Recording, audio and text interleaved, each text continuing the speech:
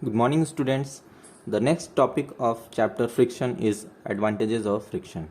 So, today we will learn what are the various advantages of friction one by one.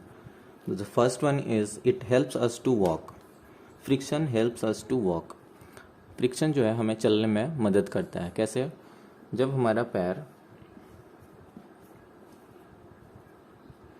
हम surface पे walk करते हैं, walk करने के लिए हम पैरों से ज़मीन को पीछे की तरफ धकेलते हैं.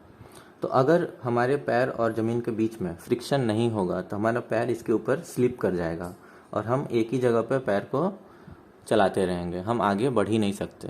That is why friction is very important in walking.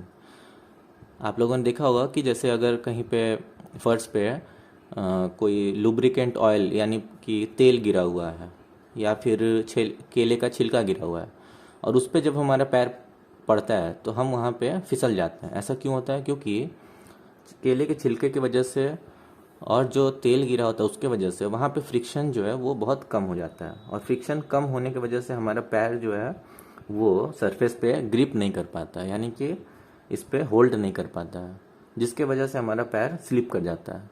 तो that is why friction is very important in walking. Next point है it helps in the movement of vehicle. जितने भी 4 व्हीलर्स 2 व्हीलर्स हैं, जो भी उनके टायर होते हैं, किसी भी व्हीकल का जो टायर है, अब टायर और सरफेस जो ग्राउंड है उसके बीच में एक फ्रिक्शन लगता है जिसका नाम है रोलिंग फ्रिक्शन. अब रोलिंग फ्रिक्शन अगर नहीं होता यहाँ पे तो ये टायर यहीं पे घूमते रहता है, इसके ऊपर क्या होता है, ये स्लिप करता रहता, टायर यहीं घूमते रहता और ये गाड़ी आगे नहीं जाती. तो इसलिए यहाँ पे लग रहा है क्या, रोलिंग फ्रिक्शन, जिसके वजह से कि ये पहिया आगे की तरफ मूव कर पा रहा है और जिस पहिया आगे मूव करेगा तो ये गाड़ी भी आगे मूव करेगी. अब इसको समझने के लिए हम देखते हैं कि कभी कभी ट्रैक्टर वगैरह या कार का पहिया जो है वो कीचड़ में फंस जाता है. अब कीचड़ में फंसने की वजह से देखे होगे कि वो पहिया वहीं पे रोल करता रहता है बहुत तेज़ी में, लेकिन गाड़ी आगे नहीं बढ़ती है. ऐसा क्यों होता है? क्योंकि कीचड़ में क्या होता है, यहाँ पे अगर कीचड़ है, मड है बहुत सारा, तो उसमें वो फ्रिक्शन कम हो जाता है. अब ये इस पर ग्रिप ही नहीं बना पाता है, फ्रिक्शन है ही नहीं, तो इस पर क्या होता है, कीचड़ में वो स्लिप करता रहता है, जिसके वजह से वो आगे नहीं बढ़ पाता.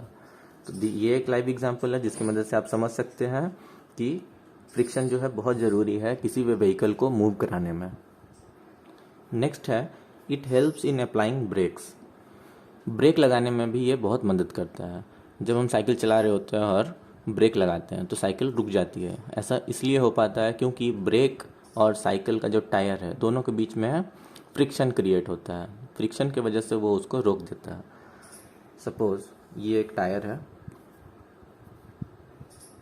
और टायर के ऊपर इस तरीके से ब्रेक पैड है, ये लगा हुआ है.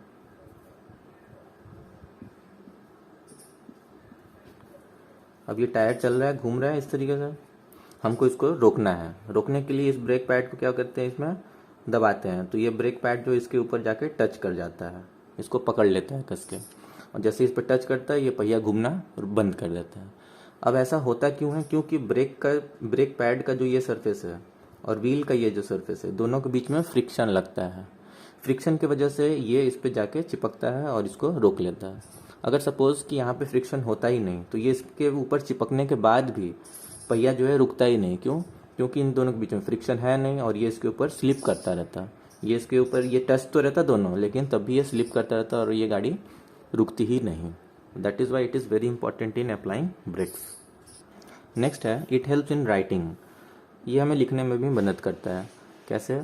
अगर फ्रिक्शन नहीं होता तो ये जो हमारा पेन है ये बोर्ड के ऊपर स्लिप करता रहता, इसके ऊपर स्लिप तो कर रहा है, इसका इंक जो है इसके ऊपर लगता ही नहीं, क्योंकि फ्रिक्शन है नहीं तो ये इंक जो है इसके ऊपर लगेगा ही नहीं, ये स्लिप करके चला जाएगा. हम पेन तो चलाएंगे लेकिन इसके ऊपर लिखेगा ही नहीं कुछ भी.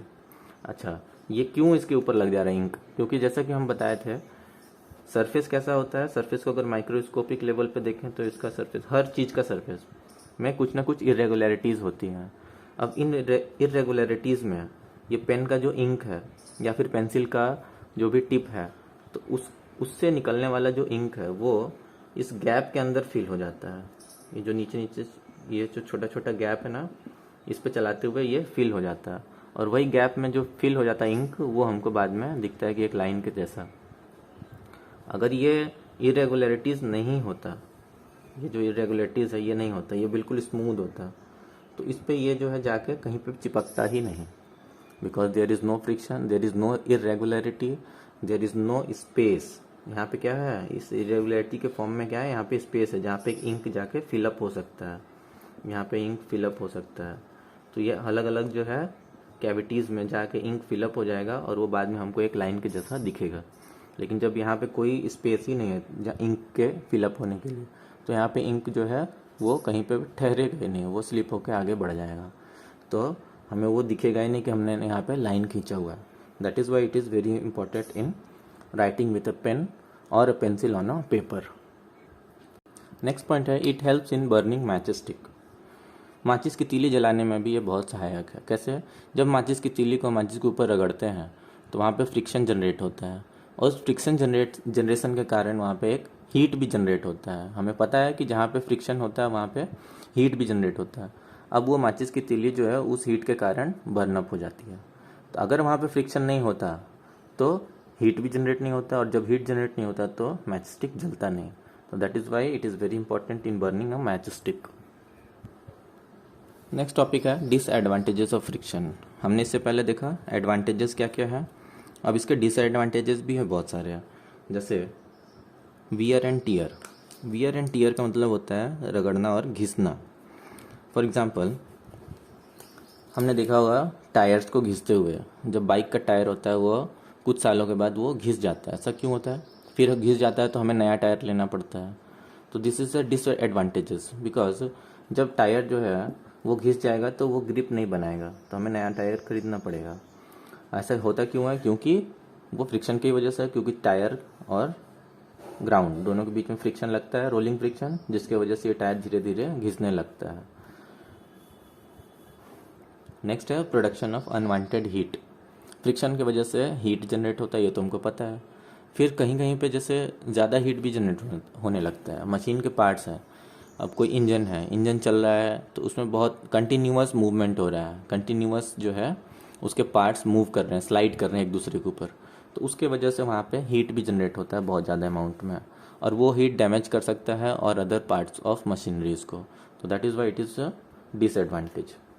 नेक्स्ट है प्रोडक्शन ऑफ अनवांटेड नॉइज़। अब जहाँ पे फ्रिक्शन होगा वहाँ पे नॉइज़ भी होगा। जब कोई भी दो चीज़ आपस में रगड़ खाएगी तो वहाँ पे नॉइज़ तो प्रोड्यूस होगा ही होगा।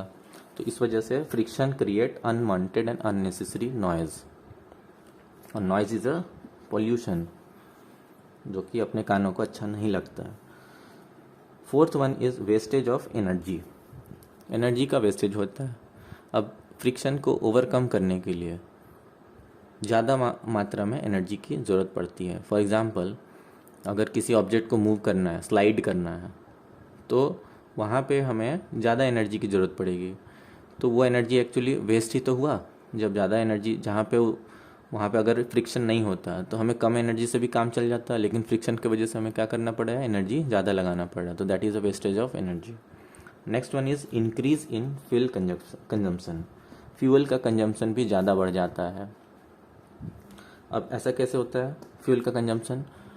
कोई अगर बाइक है या फिर कोई भी व्हीकल है या कोई भी मशीनरी है जो फ्यूल से चलता है, अगर उसके अंदर मशीन के पार्ट्स के अंदर फ्रिक्शन ज़्यादा क्रिएट हो रहा है, इसका मतलब उस मशीन को ज़्यादा ताकत लगाना पड़ेगा उसको चलाने के लिए, और जब ज़्यादा ताकत लगाना पड़ेगा तो वो फ्यूल भी कंजम्पशन ज़्यादा करेगा, वो ज़्यादा फ्यूल लेगा तभी तो उसको ताकत मिलेगी, तो वो ज़्यादा उसको चला पाएगा।